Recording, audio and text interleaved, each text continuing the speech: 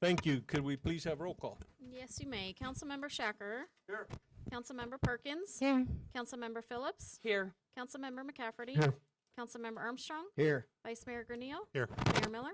Here. And our town attorney, Andrew McGuire, is present. All right. Number 2, introductions, presentations, and proclamations. We have an update from Vinny. I always say your name wrong, Vinny. Gallegos of Central Yavapai Metropolitan Planning Organization, also known as SIMPO. All those pronunciations worked. They were all close enough for me. I like Vinny the best. I like that too. I could be your cousin Vinny, John. Mr. Mayor, Council, thank you for allowing me to speak today. I'm going to have a few staff members come up, but we will be brief with you. We're just here to give the annual update for Central Yavapai Metropolitan Planning Organization, or SIMPO for short. And to go to the next slide, do I just click? There it is. So the vision and the mission of SIMPO. The vision of SIMPO is to promote and maintain a regional coordinated transportation system for the safe and efficient movement of people, goods, and services. I put in bold, just for today's presentation, that, again, we're a regional organization that focuses on transportation. Our mission is to use regional leadership in planning and promoting a comprehensive multimodal transportation system. So again, the key words to focus in on as we exercise the leadership in the planning that we do. Just a little bit of trivia for those that aren't familiar with an MPO or what a SIMPO is. A SIMPO is a government organization. MPOs exist throughout the United States. There's about 8 of them in Arizona, about 420 in the United States. Anytime the U.S. Census designates an area as an urbanized area, like they did with Prescott and Prescott Valley in the year 2000, the governor establishes an MPO. The governor of Arizona did that in 2003, and today we operate under an intergovernmental agreement with the town of Chino Valley, Prescott, Prescott Valley, Dewey, Humboldt, and Yavapai County. I serve at the pleasure of an executive board of elected officials from each of those communities. Representing you on the SIMPO board is Councilman Tom Armstrong. He's on the board with Chairman who's the chairman of SIMPO right now, Yavapai County Supervisor Craig Brown, Vice Chairman Dewey Humboldt Mayor John Yu, Secretary Treasurer Mayor Phil Good, and Mayor Palguda from the town of Prescott Valley, along with a State Transportation Board member, Gary Knight. I won't read this list to you, just know that I work with a technical committee and you are represented by your Public Works Director, so we work directly with your staff on our projects, on our priorities, on things that we do. So Frank Marbury is on the technical committee representing you all here. So I only have a couple more slides. SIMPO has been incredibly successful the last couple years in working with our state legislature. Last year, Senator Fan, Representative Wynn, Representative Burgess, to get one-time transportation funding that's much needed in our region. We were able to get money, and I listed the 3 projects up at the top, but fast forward to this year. The SIMPO staff, the TAC, and the board have been working incredibly hard to look at what are our next priorities. And it just so happens that the town of Chino Valley is high on our priority. So we've identified 2 projects that equal a request of the state of Arizona of $28.3 million.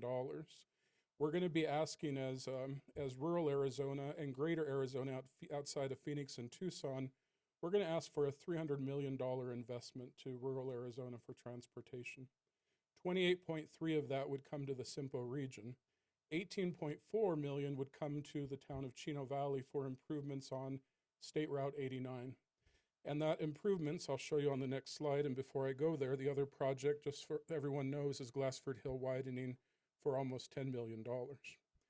So we were able to work with Representative Selena Bliss, who has sponsored a bill and has got co-sponsors of Representative Wynn and Senator Bennett to sponsor House Bill 2097.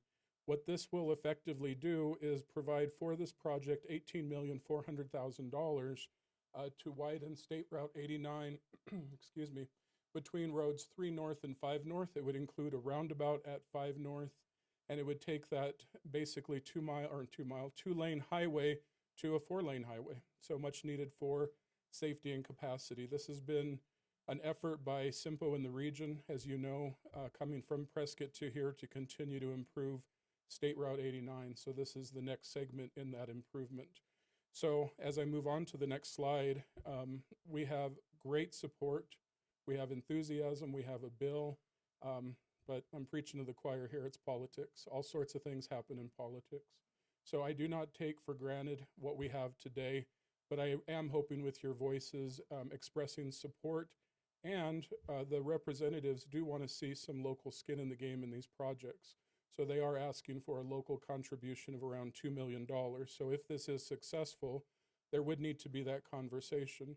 I will tell you, I spoke to Supervisor Brown in Yavapai County, and they are a willing partner in that local contribution.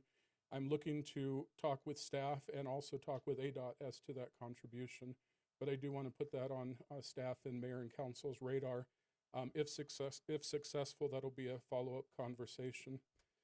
And my last slide is, we were successful in working with Senator Mark Kelly this past year to receive $480,000 of congressionally directed spending for the ultimate widening of State Route 89A between 89 and Glassford Hill. Again, it's currently 4 lanes. It needs to go to 6 lanes with growth and development around the airport and surrounding areas. So with that said, Mr. Mayor, I'm going to allow my other staff members to come up, briefly share some updates, and then I'll come up and answer any questions you have. Thank you. Thank you, Vinny. And this is Lindsay Post coming up from Simpo. Lindsay?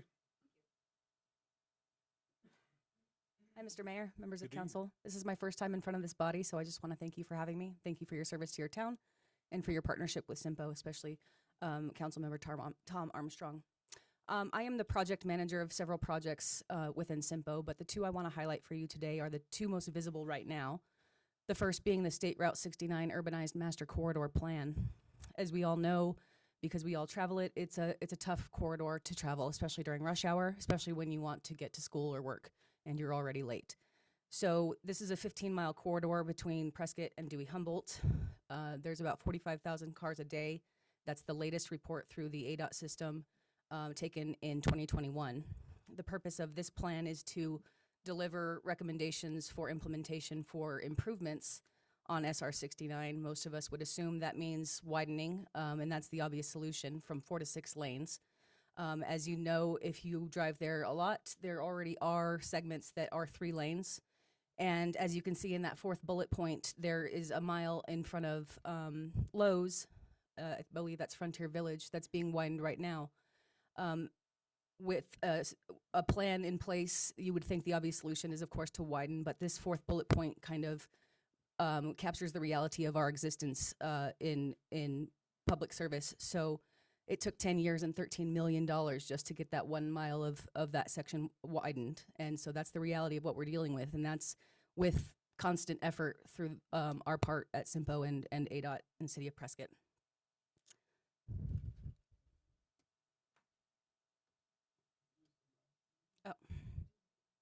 The next project I'd like to highlight for you today very quickly is the Sundog Connector Design Concept Report. We're about halfway through that 18-month project to come up with a conceptual design of a Sundog Connector corridor, and that's on Glassford Hill.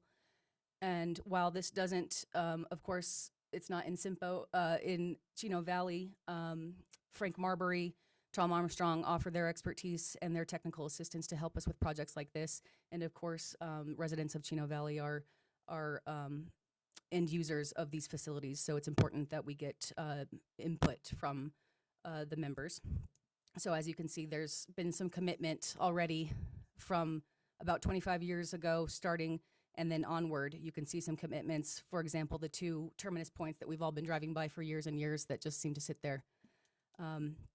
Simpo's work is to evaluate the health of the regional transportation network, and Sundog Connector could help toward that end in helping us be more resilient as a region. We are considered a transportation disadvantaged region by the U.S. Census, meaning we don't have a lot of alternatives modes of transportation. Also, if there was a major accident or geological event, there's no way around. We're just all stuck there. So that's what resiliency refers to there. And then the Regional Transportation Plan. This is a 25-year long-range planning document. It's updated every 5 years. At the time of this publication for 2045, the Chino Valley General Plan from 2014 is what was used to help develop the priorities and recommendations for Chino Valley within this RTP. I just wanted to highlight a few priorities that were in that iteration that came out about 3.5 years ago. And you can see what Mr. Gallegos had just discussed is represented there in that top left box. The SR 89 widening was listed as a priority then, and we'll endeavor to update the RTP in the next year.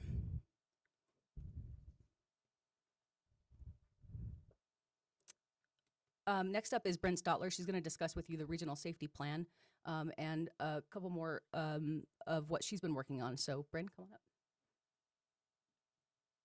Thank you, Lindsay. Good evening, Mayor and Council. I'm Brent Stotler. I'm a planner with SIMPO. It's great to be with you this evening. Lindsay referenced the Regional Transportation Plan. It serves as a backbone and a long-range planning document for all of the activities that SIMPO undertakes, but another incredibly critical plan that we work on a routine interval of about every 5 years is a regional safety plan. This plan crunches crash data from all of our public safety agencies, and we work with a consultant who specializes in this type of data, and they go through a process of analysis and create heat maps for us and many things that depict where problem intersections and crash data points to mitigations being needed in our local regional roadway system. This particular table gives you an idea of what some of the larger metrics are that they're looking at. We're obviously always looking at fatal accidents. We are looking at serious injury crashes, minor injury, possible injury, which is an unknown status at the end of an injury investigation, and then no injury. And you'll see that we've got Chino Valley's statistics highlighted for you. I want to point out that the top line in bold is SIMPO's regional planning boundary. So that is not the entire western Yavapai County. That is not the entire county. That is simply SIMPO's 400 square mile planning boundary. So it represents about 5% of the county itself, but this is the planning area that we are concerned with and that we have our consultants study. So that is where these numbers come from. We'll go a little bit further into detail on Chino Valley's metrics. So the study period for the current plan that's being updated is from 2017 to 2021. You can see in the parentheses, those smaller numbers represent Chino Valley's share of the larger number. So in the percentage of total crashes in the region, Chino Valley is sitting at about 10.8% of the total crashes in the SIMPO planning boundary. Fatalities, you had 4 of the 56 fatalities in the town of Chino Valley. That represents about 7.1%. I would make a note to you all that ADOT establishes a goal of reducing fatalities to 0 across the state. And because we are part and parcel of their work, we also, by extension, adopt that goal.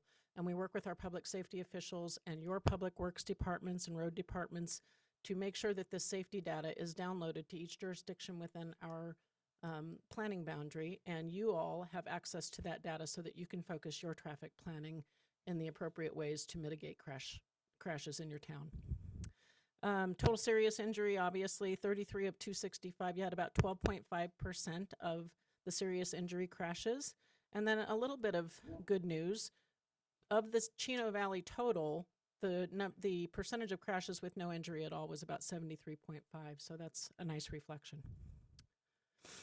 I want to highlight a regional plan that we're about to start. It's an active an active transportation plan, and we've branded it the ACT UP.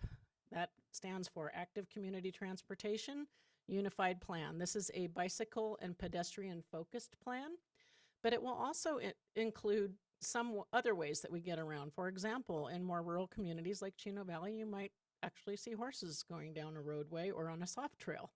Some of those activities will be picked up, identified through this planning process. What an active transportation plan does is looks at the region as a whole, looks for regionally significant routes that are taken by people using either pedestrian and bicycles for their primary modes of transportation, and looks to improve facilities and safety in those facilities for those users. They are more vulnerable road users, especially bicyclists. I think we all realize that bicycle users comprise a great deal of our crash history in the region. So we realize that the region is not a one-size-fits-all region. We've got unique properties in each jurisdiction. So while you will get a regional look through this active transportation plan, there will also be a subcomponent that focuses on each jurisdiction. And one of those will be for Chino Valley. So we'll be meeting with your staff, we'll be meeting with your public safety officials, and we'll be going through a planning process over about the next year. Schools will also be a critical sub-focus of the plan. We want people who are walking and bicycling to school campuses to have the highest safety facilities available. So we have already met with your school superintendent, and we intend to engage the community, including the schools, in our conversation. Public transportation. That top photo should be pretty recognizable to all of you. We have a real champion in the town of Chino Valley and in the region. YRT has been in existence for over a decade and is a very visible part of the Chino Valley landscape. We appreciate that they have a fixed route service, reliable connections that people have come to expect, and some regional connectivity is available there too. So we support YRT in their efforts to secure and resecure their ADOT funding so that they can continue their important rural transportation system. The bottom picture is a new system in our region, Yavaline.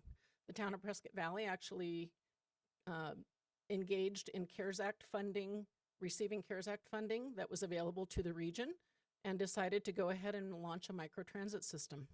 This is a demand response system where rides are accessed through either an 800 number or by using an app. And early ridership data is very strong. Most of these vans are at capacity throughout the day, and a full 30% of rides are being attributed to rides to and from employment. So that is a very critical piece of information and provides a great proof of concept for Yavaline. We look forward to supporting Yavaline as it grows. With that, we want to make sure that we point you to our new quarterly newsletter. We have a huge email distribution list that we are sending this out to, but we've also brought a big stack of them for your lobby area. And I'll turn it back over to Vinny now for questions. Thank you. Thank you.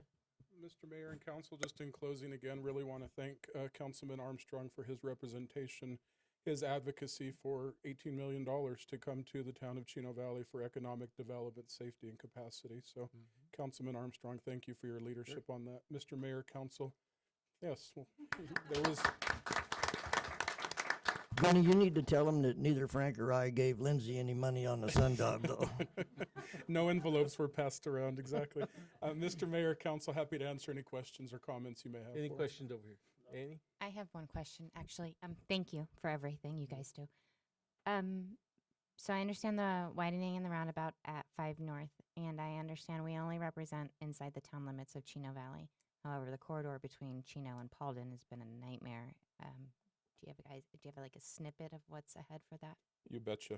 Mr. Mayor and Councilmember Perkins, thank you very much. Yeah, you know, if you look at regional planning, you know, with again, there's a whole list of needs all over the place, and it seems like we've tried to address the more critical, which again is kind of that Prescott Airport out to Chino Valley, but hopefully you do see that direction going. There are individual segment projects that are going to be addressing, you know, areas around Little Ranch Road as you get out to Paulden, those intersections that we're all familiar with. So the reality is we are moving down the corridor. We're getting up to 5 North, and then there are spot issues that are being resolved. All that to say that SIMPO is intending to do like Lindsay mentioned, the State Route 69 Master Corridor Plan. We're going to do the same thing with 89 in about a year and a half to ensure whatever is remaining that needs to be addressed in the next reasonable amount of time, that we identify that and we prioritize that with you and the public. And we do hear from them on a regular basis. So all that to say we are making progress. I wish it was sooner than later, but Yeah. it's government. Thank you. Sherry? No. John? Tom? Do you have any questions? I've been mentioned enough, I think.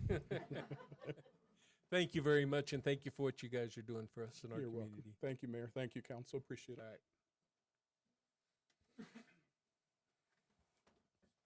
All right, on to item 3, call the public. Aaron? Call to the public is an opportunity for the public to address the council on any issue within the jurisdiction of the council that is not on the agenda. Public comment is at the discretion of the council and not required by law. Individuals are limited to speak for 3 minutes. Yielding of time will not be permitted. The total time for call to the public may be up to 30 minutes per meeting. Council action taken as a result of public comment will be limited to directing staff to study the matter, scheduling the matter for further consideration and decision at a later date, or responding to criticism. Disrespectful behavior will not be tolerated. This includes loud outbursts, profanity, and disruptive discussions among our audience. I do have one submitted speaker comment card from Susie Jarvis.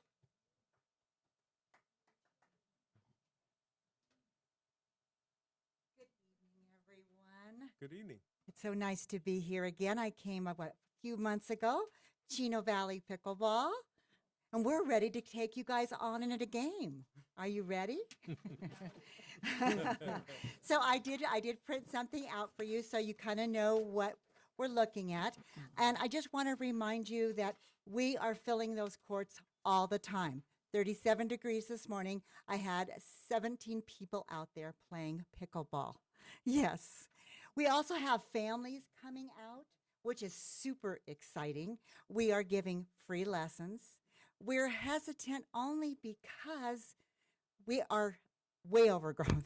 We have people coming out and we cannot put them on enough courts out there. So yes, we are hoping to get some courts, but let me tell you why. You know, this is not just for my age people. This is for every age. We have the families. We actually had some young kids playing basketball out there one time. We converted them. We did. And how we converted them is we have had such support by Cindy Thomas, and I want to thank her publicly for everything that she has done. She bought me 4 new paddles, which we promptly gave those kids, and we put them to work.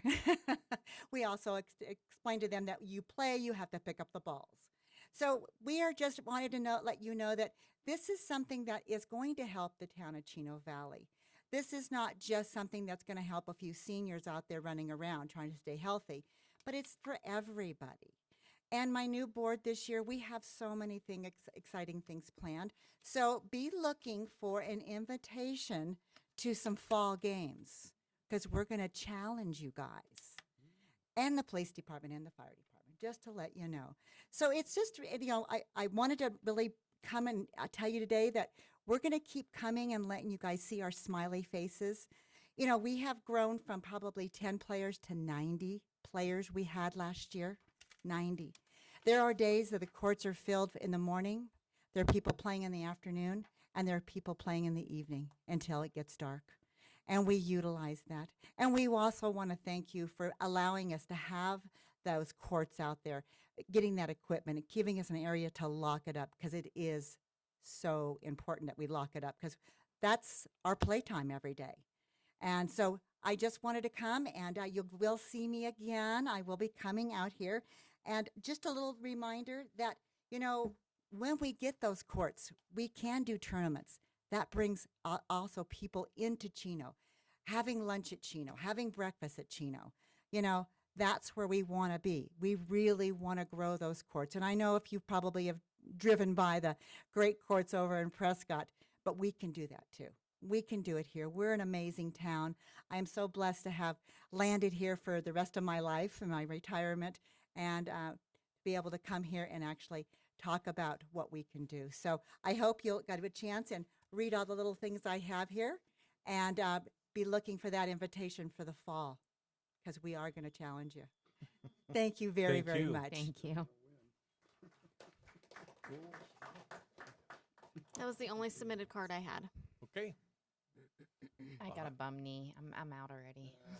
I've seen them. They're a force to be reckoned with. It's always full.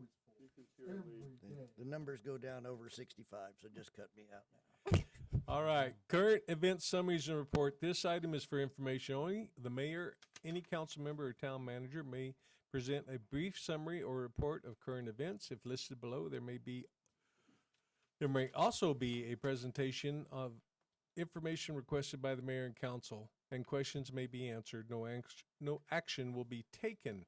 I have nothing. How about over here to my right? I do. This is in response. I am on the board of the Chino Valley Memorial Foundation, and recently someone came to call to the public and was concerned about one of the plaques being the wrong model airplane. We have been working with that issue, and I just want to give you the verbiage. The Chino Valley Memorial Foundation has reviewed the concerns brought to the council regarding the Flight 73 plaque at the 9/11 Memorial. We understand that the aircraft portrayed is a 747 and not a 757 used in the attack. We are committed to correcting this error. However, we have encountered a few issues. The original company that cut the plaque is no longer in business, and there are significant costs related to this change. As this memorial was created from private donations, we must raise the money for this project or forgo other projects our funds have been earmarked for. At this point, the foundation has determined that this issue does need to be corrected, and when the funding becomes available, we will readdress it. And with that, I yield. Thank you. I'm good. John? All right. Town manager? Uh-oh. Oh, you got a slideshow too? She's even getting up this time. Oh, man. Oh. Police Chief Chuck Bin, you please come up.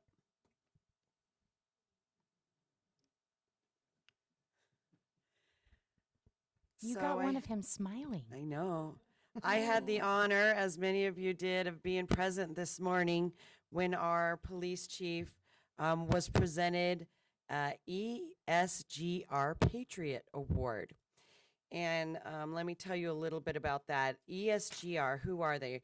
They are a Department of Defense office. They were established in 1972 to promote cooperation and understanding between reserve component service members and their civilian employers, and also to assist in the resolution of conflicts arising from an employee's military commitment. And what is the Patriot Award? The first in ESGR series of awards is the Patriot Award. An employee serving in the National Guard or Reserve, or the spouse of a Guard or Reserve member, may nominate individual supervisors and bosses for support provided directly to the nominated service member and his or her family.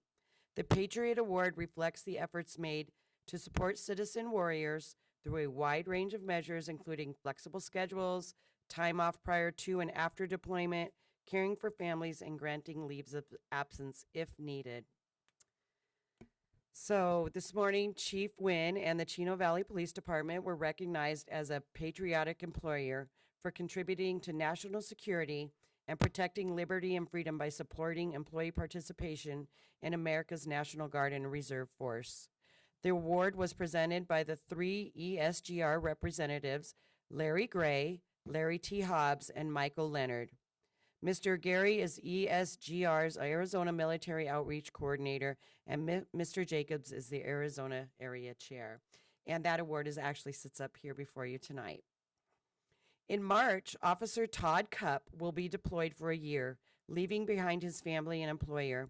Officer Cupp applied and nominated Chief Wynn for this award because of the support Chief Wynn has demonstrated to him and his family.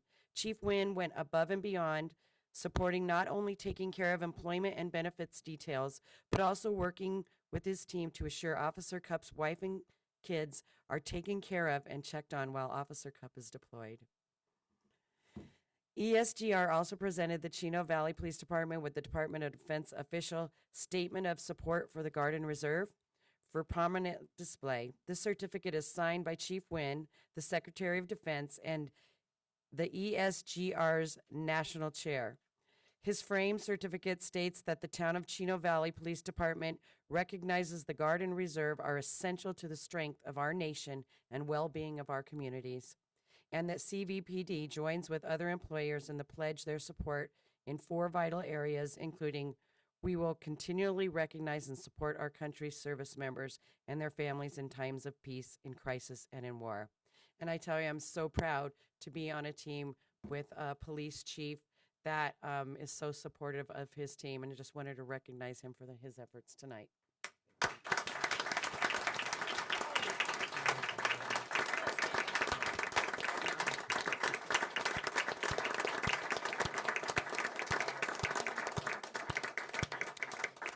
We'll keep clapping till you smile. Yeah, more I think you should give a speech. Anybody else got a camera? Feel free to come up. Chief loves these pictures.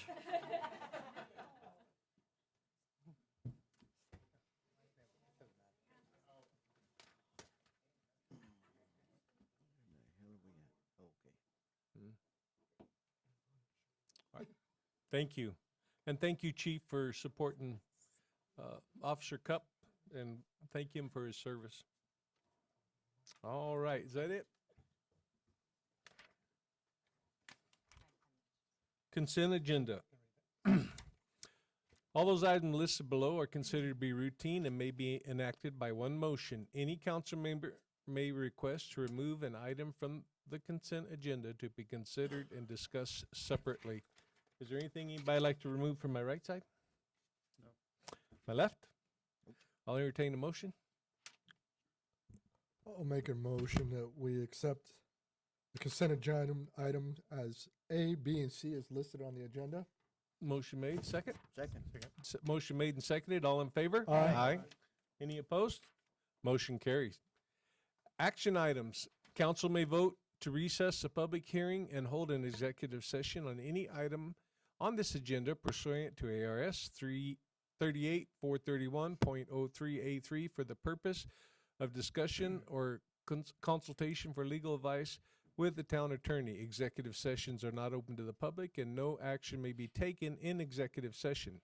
Item A, public hearing and consideration and possible action to recommend approval of an application from Agent Kelly Christina Gabriel for the new Series 12 restaurant liquor license for Gabby's Rustic Eats located at 1667 South State Route 89, Chino Valley. Hi. Good evening, Mayor, Vice Mayor, and council members. Applicant Christina Cabral, who is in attendance this evening, has applied with the state for a Series 12 liquor license at the location of 1667 South State Route 89, Chino Valley, previously known as Bonfire. The police, planning, and fire departments have reviewed the application and recommended approval with no comments. Staff posted the establishment with the necessary notices to meet the required 20-day period from December 29th, 2022 to January 24th, 2023. As of today, staff has not received any written arguments in favor for or in opposition to the application. Upon reviewing the material provided by the Department of Liquor License and Control and conducting a public hearing, council may recommend to the State Liquor Board to grant or deny the license or vote to make no recommendation. Okay. Thank you. Is there any questions from council on this? None. Okay, hearing none. Questions from council to the applicant? No questions there either? No. Okay, I'm going to declare a public hearing open. Is there anyone that would? I did not have any comment cards for this You do item. not have any comment? I did not. Is there anyone that would like to comment on this? Okay, hearing none, we're going to close the public hearing and we'll entertain a motion. I make a motion to approve the new Series 12 liquor license application from Agent Kelly Christina Cabral. Second. Motion made and seconded. All in favor? Aye. Any opposed? Motion carries. Okay, item B, public hearing consideration possible action to approve a final plat for a 5-lot subdivision for property located at the south end of Camino del Sol. All righty. Good evening, Mayor, Vice Mayor, members of council. Will Dingy, Assistant Director here with the town of Chino Valley. As read before you is for your consideration for a minor subdivision final plat for the Casa del Sol subdivision. The applicant is in attendance this evening as well, if you have any questions for him. All right, so this uniquely shaped subject property is located about 370 feet south of Perkinsville Road along Camino del Sol or Salida del Sol on the west side of Salida. The property itself is approximately 13 acres in size. The existing zoning is single-family residential, 1 acre minimum, and the existing land use is vacant. This parcel is unique as far as its shape due to the 3 island parcels within the center. Those are not considered a part of this subdivision. They were cut out many years ago. All 3 of those do currently have homes constructed on site and they're separate owners. Mouse. Alrighty, so the plat itself consists of 5 lots. The lot size, the smallest lot size is 1.2 acres in size, and the largest is 2.2. The utilities for the site, as far as water, will be well, and the sewer will be, or the waste will be septic. Roads will be dedicated to the public and constructed with asphalt up to town code. The developer will also be paving and dedicating Salida del Sol, the easternmost road, as well as paving up to Perkinsville Road, that extent of Salida outside of this project development. The lot layout is pretty standard. The only one that is a little bit off or non-typical is lot 5, and that has to do with those island parcels. The applicant and developer did reach out to those 3 parcel owners and try his best to get land dedicated to those parcels, because you do have those little remnant strands here. He did successfully, or was successfully able to dedicate this section of land here to this western parcel owner, but it is my understanding that this parcel and this parcel did not want to take on the additional land itself, so it will be retained under Lot 5 itself. Now, if you remember back in September of last year, there were 2 developments to the south of this, known as the Del Sol North and Del Sol South. Both of those developments were approved by council with an associated MID, which is a maintenance improvement district. And just to kind of cover this here, a maintenance improvement district acts like a homeowners association, but solely for the maintenance of open space and drainage area. A yearly assessed property tax is only applicable to those within this subdivision, and that would pay for the maintenance of those open space areas within tract G and F on this plat specifically, but also within the 4 tracts to the south of those southern subdivisions. And it acts identical to the streetlight improvement district within Bright Star. Staff does recommend that the town council approve this minor subdivision final plat for Casa del Sol with the conditions of approval found in attachment 1. And I will go ahead and open it up to questions or discussion from council. Any questions to my right? I do. So you said the Camino del Sol and the Salida del Sol are going to be, they're not going to be mud anymore, because that's what they are. So not Camino won't be touched, but the Salida will. It will be asphalt to town standard. Okay, then what is the main road going to come off of? Salida. Salida. Correct. So the Camino del Sol is still going to be mud. They will. This subdivision will not have access through it. They'll make sure that they are not able to drive down that road to access this subdivision. Okay, and how far? You said it's 370 feet. That is from correct. Perkinsville. Correct. How much further would he have to go to put sewer line in, because it goes right down Perkinsville? I believe the connection requirement is 300 feet, but I can let Frank Marbury speak on that as the Public Works Director. Okay. See, we want to focus planning issues right now, and then we can call Frank up. Yeah, it's fine. Okay. Annie? Eric? Tom? I got a non-related question. Seems like the last time you showed up in front of us, it was senior planner, and did I hear assistant director come out of your mouth now? You're correct, sir. Congratulations. Congratulations. Appreciate it. Is that it? That's all for me. Okay. John? Jerry? Okay. You want to have Frank come up and answer? That's the next step anyway. Council questions of staff.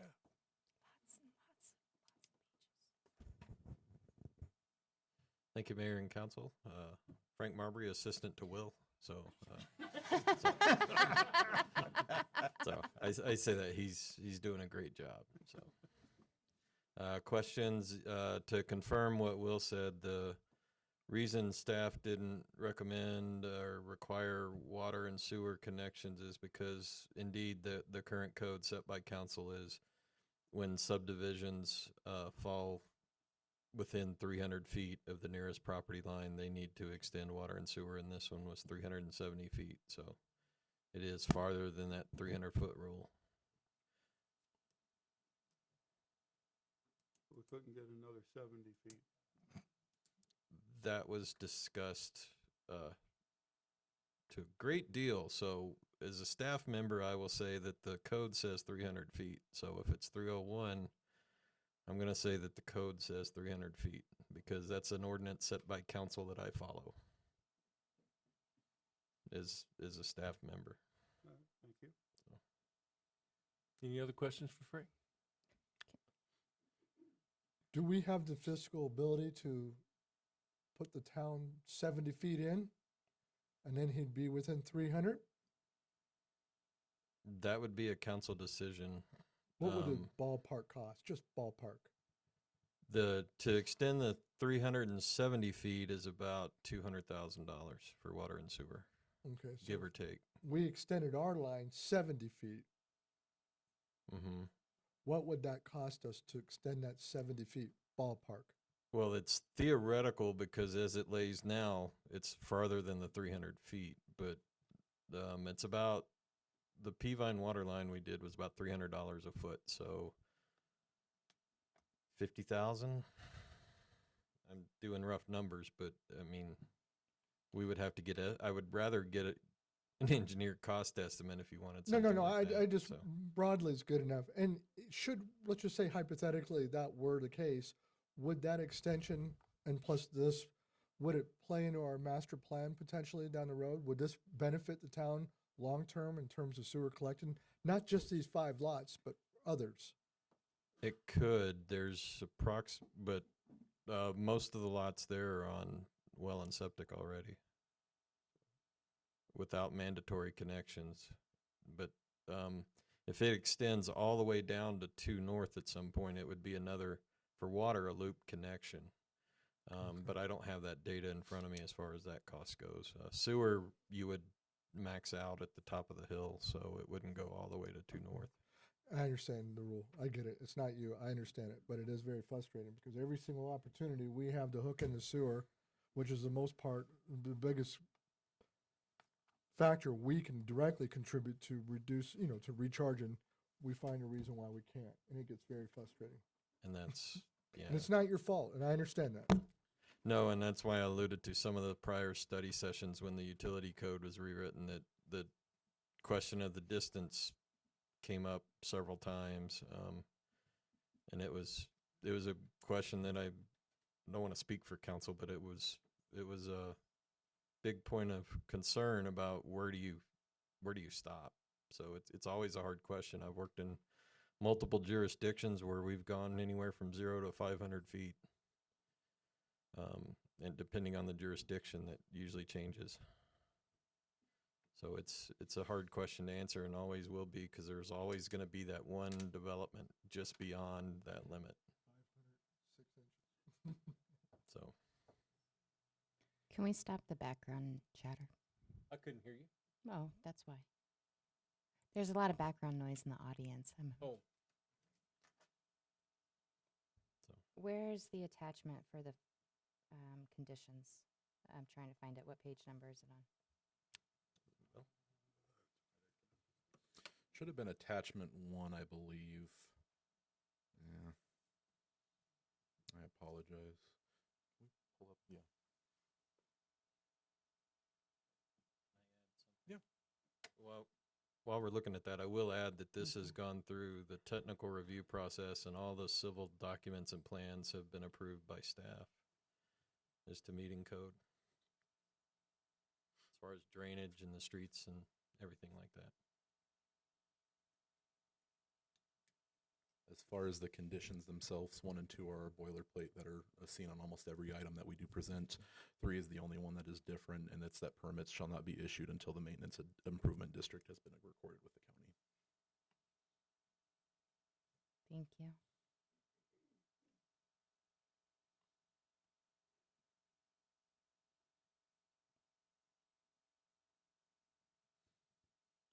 Sorry, I was reading. Sure.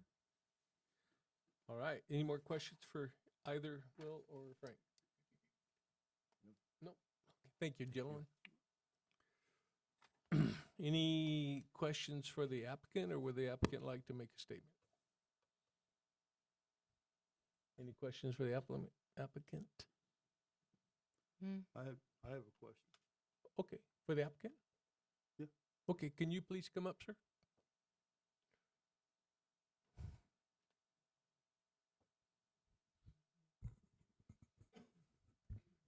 Good evening. Good evening, Mr. Mayor, Vice Mayor, Council. Would you have issue extending the sewer line? Since right now it's all mud, and this would be an opportune time to dig. Financially would be, it wouldn't pencil out, obviously, for 5 lots, make it difficult. You brought up finances. What are you selling homes for? We haven't put prices on yet, but they're going to be quality homes. This is kind of the high end of those subdivisions. They're going to be like 2-acre lots, except for the one. The houses are going to be around 2,000 to 2,200 square feet, 3 and 4 bedroom. High-end houses, upgraded. So you're looking at making a lot of money. Maybe you can extend. I wouldn't say that. It's always cost and retail. And today, obviously, is a little bit different than it was a year ago. Yeah. Okay. Thank you, sir. Any other questions for Mr. Bates? Thank you, sir. Thank you. All right, now we're going to open a public hearing. Is there any comment cards on this one? I did not have any public comment cards on this one. Okay. Hearing so, we're going to close the public hearing and entertain a motion. I make a motion to approve the final plat for a 5-lot subdivision at the south end of Camino del Sol. Second. Motion made and seconded. All in favor? Aye. Any opposed? No. I oppose. All right. Moving on to item C.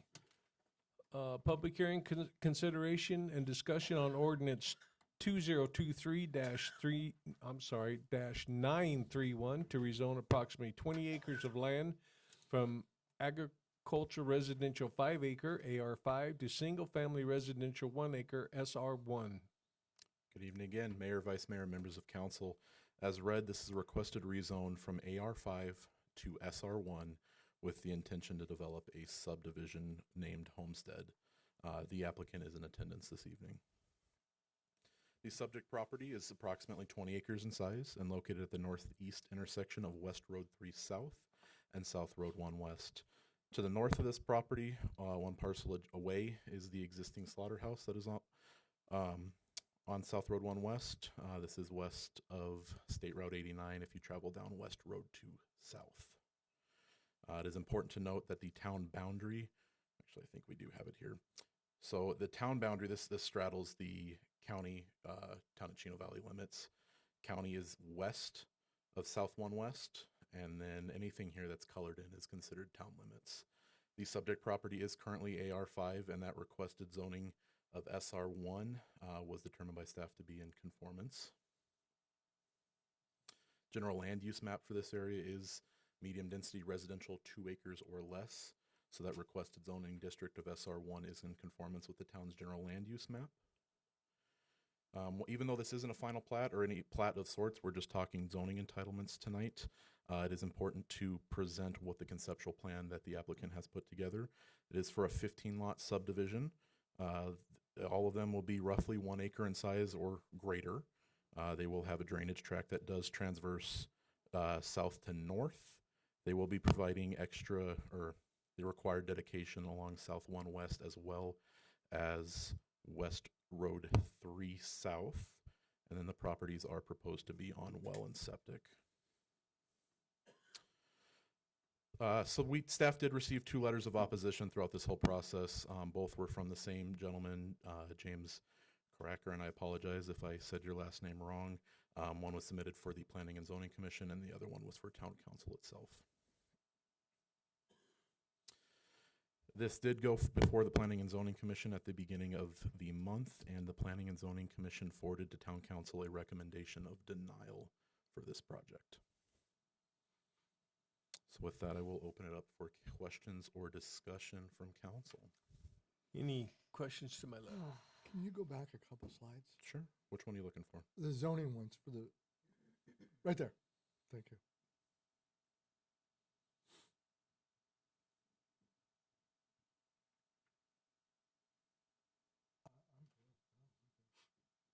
There's no water there. Correct. No, I mean Oh. like ground well water. That's like a dry area. We can bring Frank up and he can discuss that if you would like. Possibly. All right. Tom?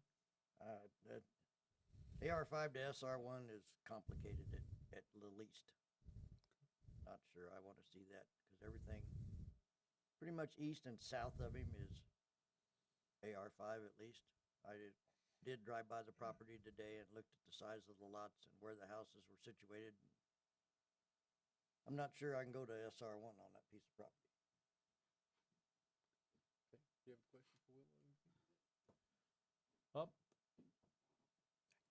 I'm almost afraid to speak here. Okay. The well situation. Sure. I was at the planning and zoning, and it's heavy with arsenic. And they were waiting on a report, which I don't know if it came back. But they're well aware of it, heavy with arsenic, because they're going to put filtration systems in all of it. So I see that as a huge negative. And there's a lot of traffic, and that road is not made for traffic. It's not made for the traffic that it gets now. Sure. And that's the only way in and out is one west. But you can't go up 3 unless you have a bulldozer or a tank. Correct. That's it. Sure. Annie? I don't have any questions for Will at the moment. Eric? Well, the well situation is up, or no well, it's up to the developer whether he wants to develop or not. Arsenic is up to the developer whether the loan will go through. I just, like I told you, Will, I want to see the water insurance certificate. Whoa, we don't do that here. Sorry, my mic was off. Can you hear me now? Okay. Sorry about that. So I said, the well situation is up to the developer whether there's no water or not. That's the risk he's willing to take. Arsenic is up to him as well. It's not up to the town to decide that. What I do want to see is the certificate of Sure. what's Assured it water called? supply. Water supply. Assured water supply. Yes, thank you. So yeah, those typically come in through the final plat. We don't grant a final plat unless we have those. So we are talking zoning, but if that is something you would like to condition, you're more than within your power, I believe. Yes. I'll look to Andrew for this. Andrew's busy. Mr. Mayor, Vice Mayor, I think we have in this this instance, the zoning cases in front of you. Zoning conditions typically involve whether or not the property is developable at that level. If you want to add a requirement that they comply with the current subdivision rules, both of the town and of the state, you're fine to do so. It's already required of them. Okay, thank you. Yeah. Good. Was there a question for Frank that I missed that Frank had to come up on? That Annie, you had a conversation? No, it was a statement that that's a dry water area. So I'm happy to hear that there'd be a assured water supply certificate. Okay. All right. I don't think we need you, Frank. We do appreciate you, though. Don't worry, your boss got you covered. Does anyone have any questions for the applicant? I do. Okay, can the applicant come up? Oh, it's Mr. Bates again.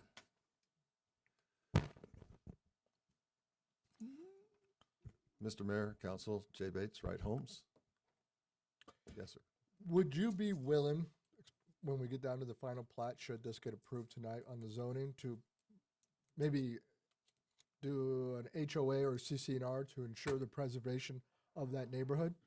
Yes, those CCNRs have already been developed and they're recorded with the county right now. Our assured water certificate, we've met all the criteria and it should be issued within the next couple weeks. Right. The water part is ADWR. I get all that. I'm just more worried because there's a stigma Sure, with absolutely. manufactured homes. I mean, everybody knows it. But I've been to a lot of communities where if they have strong CCNRs or an HOA, it can be maintained and it can look presentable and nice for a long period of time. I just wanted your commitment that you were going to pursue that so that they don't become a problem for the rest of the surrounding area. Absolutely, absolutely. The CCNRs, like I say, have already been developed and they've already been recorded with the county recorder for that. I appreciate that. homestead. That's all I Yeah. have for you. Thank you. Sure. Any other questions? No. What size homes are they going to be? They'll probably be between 1,500 and 2,000 square feet.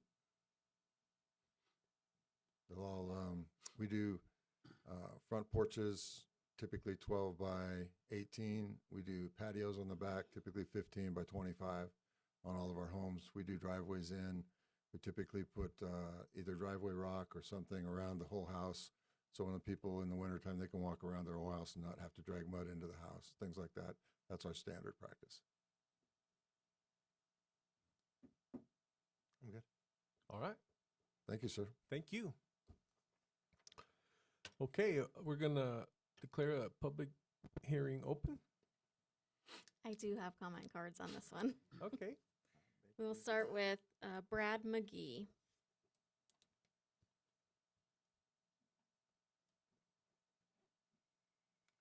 Hi, good evening, Mayor, Vice Mayor, Council. My name is Brad McGee, and I reside on South Road 1 West. I just had a couple questions, a couple maybe for council, and then just some general comments. I was at the Planning Commission meeting where the applicant was vetoed 4 votes to 3, and I'm questioning why it gets to a council vote when the planning requirements have not been met. I'm a little confused how it can get up to a zoning when the applicant still does not have the certificates in place to actually sustain a 1 acre lot versus what it's planned for is 5 right now. I bought a property across the street actually from the slaughterhouse. I'm on a 5 acre lot. My restrictions are 2.5 acres if I wanted to split that property up. And I'm pretty sure that the applicant knew what he was buying when he bought that property, that he could only do 5 acre lots. So I think that the council should wait until all the paperwork is finalized, including the water rights, to make sure that that property can actually sustain what the applicant has requested to put in there. The road is an issue. I thank you for the council member to bring that up. It's not sustainable currently the way it is today. If there's 15 homes in there with 3 cars each, you're looking at least three times that in traffic. Like the council member said, there's only 2 ways in, and the road, literally when you're driving down the road, people have to stop and let cars pass by so they can go on the opposite side of the road to get around that traffic. It's not sustainable today, and it's nowhere near ready for this type of construction. The other thing I would recommend is the water as an issue. It is dropping 2 feet per year, and putting wells in that area would obviously add to that issue. The other thing I'd bring up, one of the other speakers may bring it up as well, is the sign that was actually posted there just has a typo in it. It actually says January meeting 2022, not 2023. So I just wonder if the detail, if the sign is incorrect, what else are we missing? So I would just urge the council to consider making sure that all the T's are crossed and the I's are dotted when they approve or disapprove this applicant. Thank you. Thank you.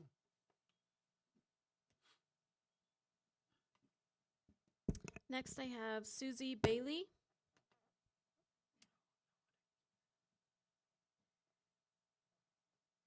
My name is Susie Bailey. I'm a resident in Yavapai County on the 2.5 acre side on 3 South. Have lived there for 17 years, lived in this county for about 33, and have sold real estate for the last 22 of those years. I deal in a lot of rural properties as well as planned developments, so I see this often where a buyer will buy a piece of property that isn't zoned for his end use or desired end use. Sometimes it's okay and sometimes it isn't. In this particular case, I agree with Mr. McGee's comments. I think you're going to hear a few more of these comments tonight about the Road 1 West issue. The ingress egress in this particular parcel is going to be difficult at best, and since the county is the overriding interest in that road, I'm not exactly sure how town of Chino Valley would be integrated with the county in order to widen that road and what it would require in terms of buying right-of-way. Also, just to bring up the potential for bringing water in, We have Wagon Wheel Ranch within 1,400 feet of this particular parcel, and that would cost the developer about 800, maybe at the current rate of what Mr. Marbury said, to bring in water at least, so that we don't have 15 new wells in the area. That might be a consideration, being that our water table is difficult in that area. The other thing is sewer, but sewer is more than a mile away, so I think that would probably be out of the question. Perhaps you could do something more of a centralized grinder system or something like that, like an Inscription Canyon or somebody has, maybe a smaller scale, but do some sort of centralized sewer system without tapping into the town sewer until you guys get that direction. Most of the development looks like is going north. So my main concern is not that he develops his property, but that he develops his property properly. We know the minor land division exists for these types of people, and that would certainly, I think, behoove him. And considering that he's doing this Camino de la Cida, I wasn't aware of that tonight, that he was actually doing that one as well on Perkinsville, but I know that he's done a couple other things on Perkinsville Road, and was required to get subdivision approval from the Department of Real Estate. It started as sort of a wildcat split and then ended up getting hand slapped for not having a public report filed. So they immediately fast-tracked a public report to get that done. I'm glad to see that that one already has that in place. But a 5 split, it would be my recommendation, if I had a recommendation, to utilize that property properly. Just do a minor land division, put in some nice homes. At the current rate, comps are going to be comping out at about between probably $290 and $300 a foot for the type of home that he's talking about. So that's very doable, as it is to do a sewer Ma'am, extension for 70 feet Excuse at that price per home. If his Ma'am, homes, your time's up. I'm sorry, but his homes would certainly pay for that development. Thank you. I have Adam Haywood.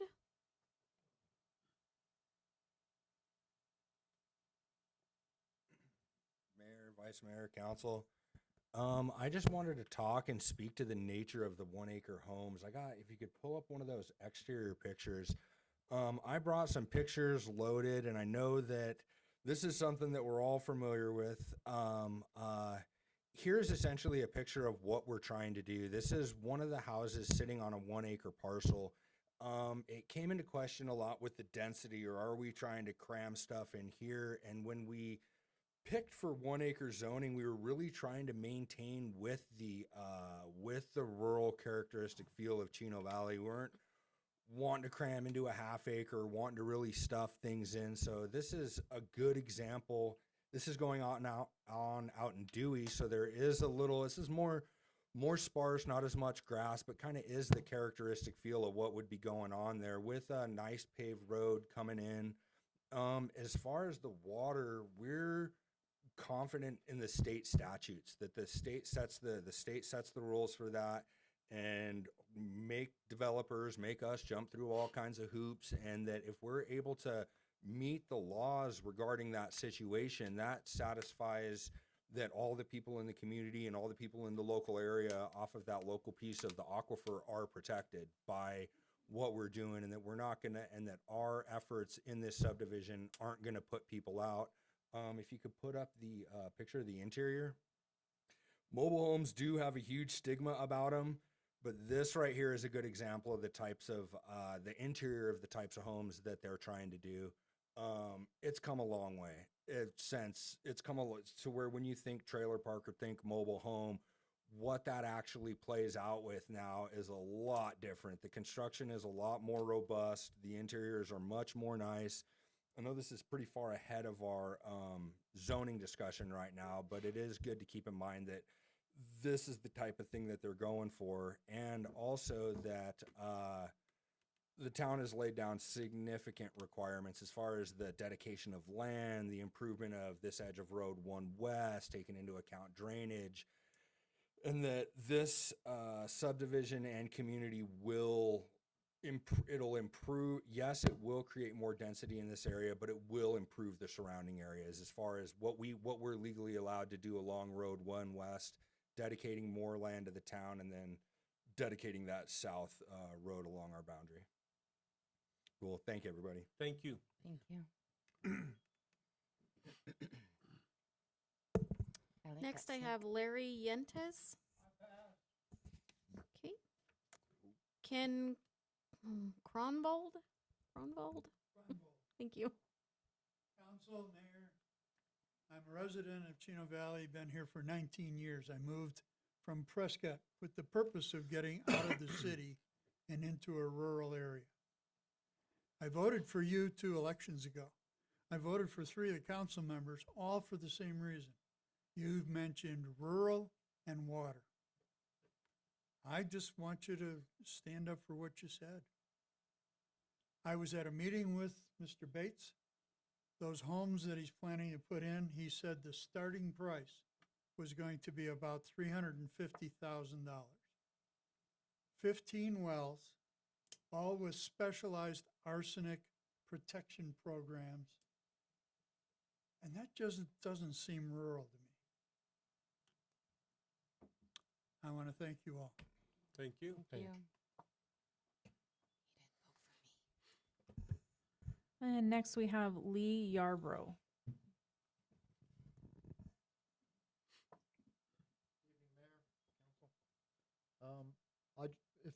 Can you put up the map picture?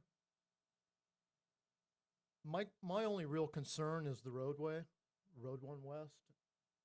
So if you're going to put 16 houses in there, they're getting ready to do something across from the cemetery further west on Road 2, and they're going to put another 15 houses or something right there on the north side of Road 2, closer to Maverick.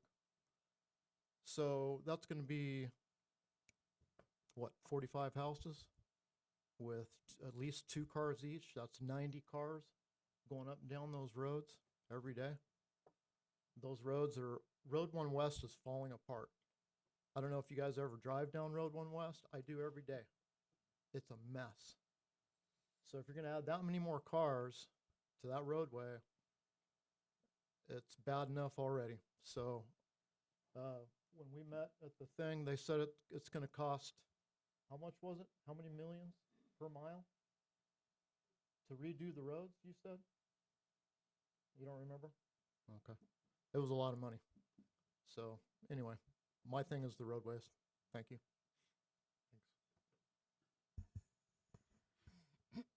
Mayor, that's all I had. That's all? That's all. All right. Wow. So we'll close the public hearing and then see if council has any questions about to anyone over the statements. Kinda. Sure can, Frank. Your turn, please. No, this Frank. Our Frank. Sorry. I just felt like you were Pick a neglected, so we want to give you some attention. Is Road 1 West from Outer Loop to wherever, is it already on a schedule to be redone? More of a wish. Okay. So we go out with through the Roads and Streets Committee. They've developed and it's been adopted in the budget about a 5-year outlook so far. Okay. And that road is not on the 5-year outlook. Okay. Based on your experience, there was no traffic study required for this development, was there? Or for this rezone, was there? Not at the zoning level. That is usually done during technical review. Roads came up several times. Right. Based on your experience and what you know of the condition of that road and everything, would this development significantly impede the natural flow of traffic on that road as it sits today? Flow of traffic or the condition of the The road? condition, both, I guess. Okay. Because as an engineer, they're somewhat different.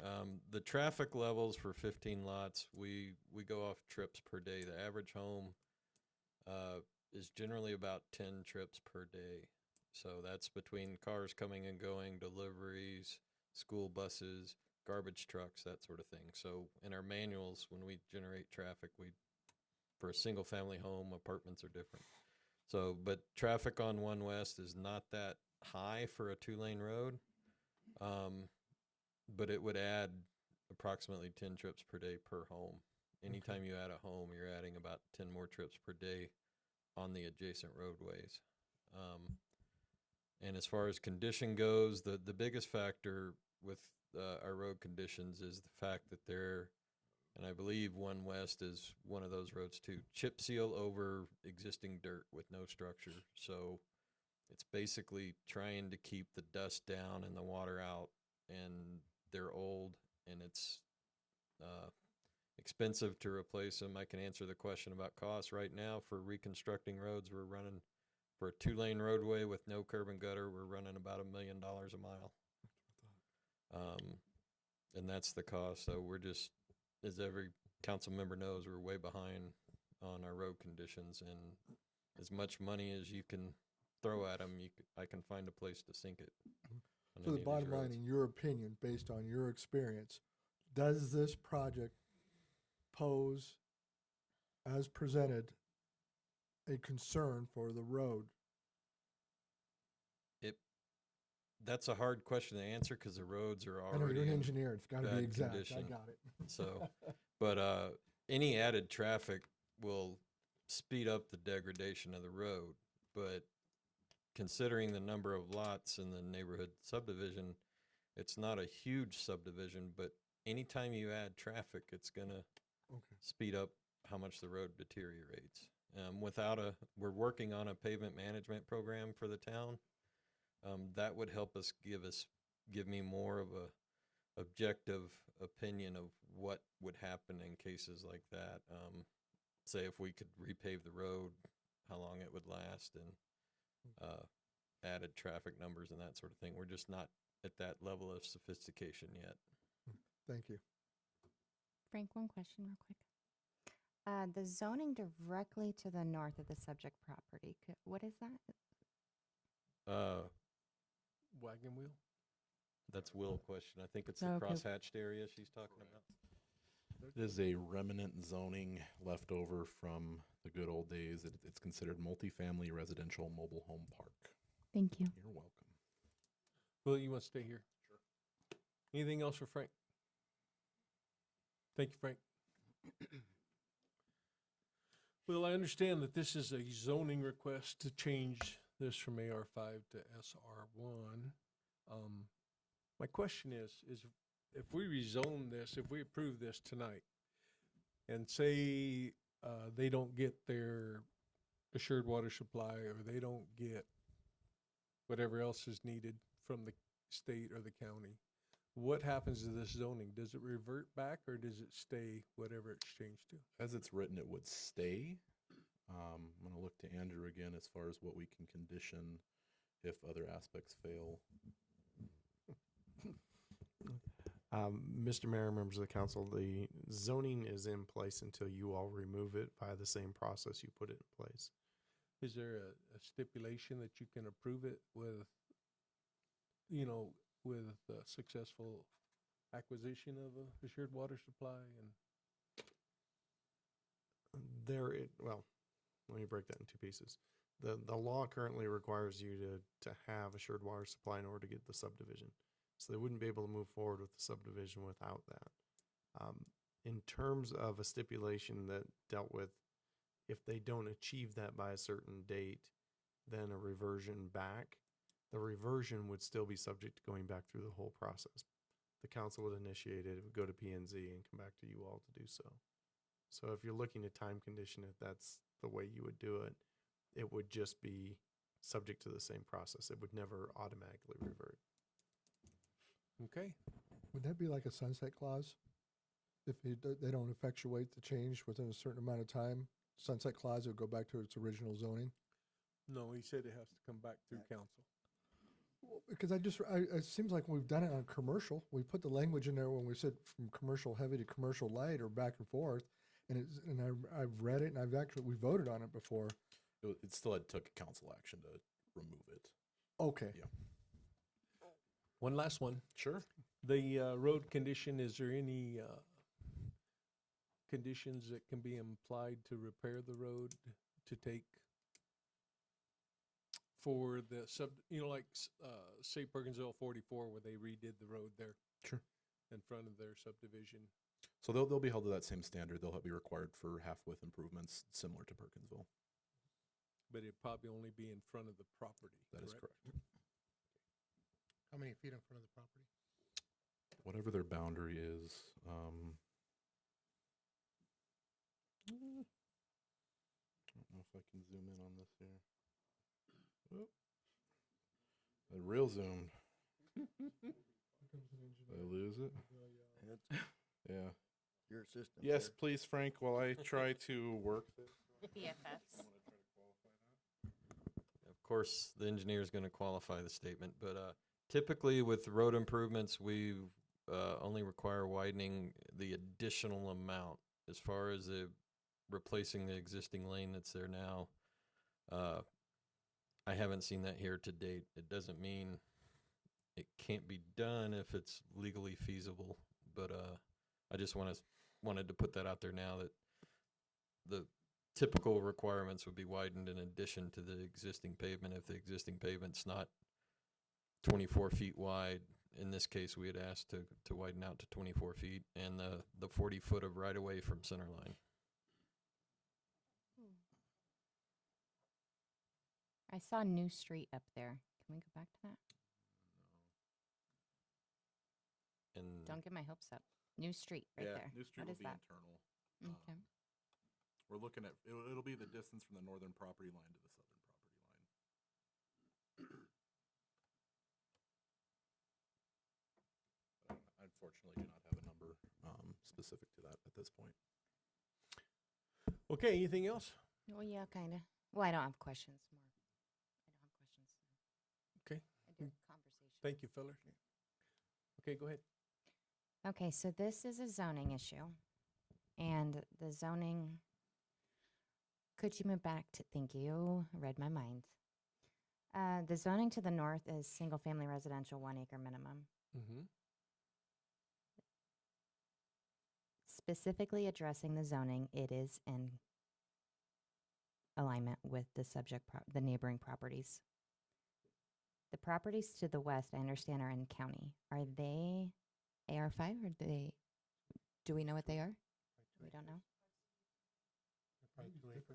2 acre? I don't know. Okay. Do you know the answer to that, Will?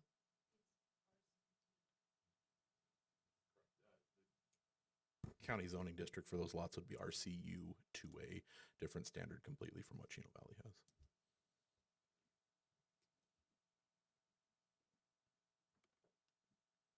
Okay, so here I go with my opinions. Okay, so in mentioning rural and Chino Valley, I had no problem living on a dirt road that was always messed up, and the neighbors all got together and we pitched in and we paid someone to pave it. I understand it's a town road. I understand there are concerns with adding more homes. This is a rezoning that's being brought to us. I understand that the applicant has plans for the future, but as a council and mayor, we also need to think more long term, not wishing any harm on or ill will on the developer. But this is specific to zoning, not his future projects. And I honestly don't see a problem if there's a certificate of assured water supply and for his down the road plans. I don't see why we would not approve this because it is in conformance and matches the surrounding zoning in the town of Chino Valley. Any other comments? I think Ms. Perkins said that very well. I agree with her. It seems it's everything Will's articulated, and it's consistent. I mean, SR1 right there. It's all their neighbors. It would seem inconsistent to say, no, it's not appropriate when everybody else has it. And I did drive the road this week or this morning, and I did see 6 or 7 manufactured homes on that street. So it just seems consistent with me. The water and all that, that's an ADWR, and if there's water there, they'll give him their certificate. If there's no water there, he's not moving forward. Any other comments? Yeah, a little bit. Based on what we've heard, looking at the maps, based on also the recommendation from the Planning and Zoning Commission, I'd have to go no. Well, it doesn't matter. You don't have Doesn't to tell matter. me. We're not voting yet. We're gonna vote. Could you explain Any other your, comment? could you explain why? Oh, okay. Sure, the Planning and Zoning Commission looked at this and dealt more in water probably than they needed to, but they also looked at the surrounding area, and I'm looking at the surrounding area, and yeah, there's SR1 to the north. It's separated from this property by a mobile home forgotten zoning thing and a rendering plant or a packing plant, whichever they choose to call, and everything northeast and southeast and due east is all AR5, and if he was going to 2.5, maybe, but going to SR1, you know, we've been fighting SR1 for a long time, and I don't want to change that now. Any other comments? I do have one comment. On one of the things on the P and Z, they were gonna have everybody sign waivers that they wouldn't go after the packing plant, which we all know. That doesn't stand up anywhere.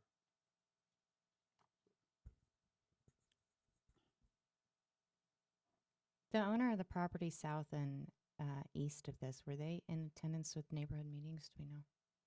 I couldn't hear you. Sorry. What Sorry to heard bring you you? back up. Sure thing. They were not, that property is owned by a profit sharing LLC. It's got about 300 people a part of that LLC. Okay.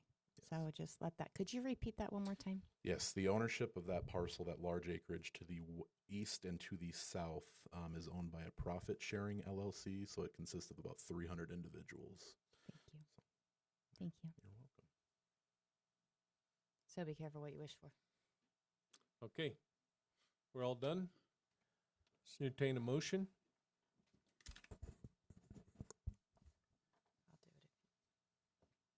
I make a motion to approve the rezone 2023-91, approximately 20 acres of land from agricultural residential 5-acre AR5 to single-family residential 1-acre SR1. I'll second. Motion made and seconded. Should we do a roll call? Would that be easier for y'all? Please? Yes, thank you. Councilmember Shacker, No. Councilmember Perkins, Yes. Councilmember Phillips, Yes. Councilmember McCafferty, Yes. Councilmember Armstrong, Nay. Vice Mayor Granillo, Yes. Mayor Miller. Aye. So I have 5-2, pass. Okay. Thank you. Got it. Motion carries. Sherry? I make a motion to adjourn regular meeting and convene into executive session. Second. Motion made and seconded. All in favor? Aye. We're adjourned. Nice job, Sherry.